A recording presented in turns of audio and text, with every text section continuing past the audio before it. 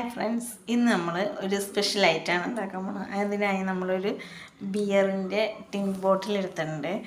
Beer പഴംപൊരിയാണെന്ന് ഉണ്ടാക്കാൻ പോകുന്നത്. കുറച്ച് പഴം കൂടെ എടുത്തിട്ടുണ്ട്. നേന്ത്രപ്പഴമാണ്. അതൊരു 3 പഴം എടുത്തിട്ടുണ്ട്. അതൊന്ന് തൊലി കളഞ്ഞ് പൊളിച്ച് വയ്ക്കാം. ഒരു 3 ടീസ്പൂണോളം മൈദപ്പൊടി എടുത്തിട്ടുണ്ട്.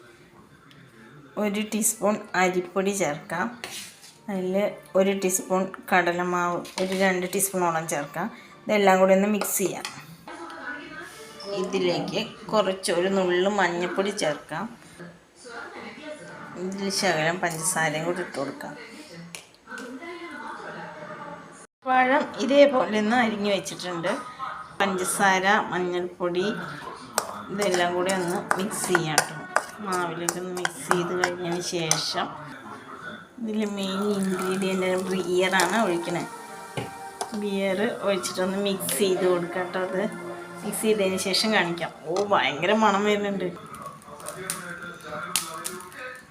അതിൽ പഴം നമുക്ക് ബാറ്ററിൽ മുക്കി ഇതേപോലെ ഇട്ട് കൊടുക്കാം. പഴം ഇട്ട് കൊടുക്കാം.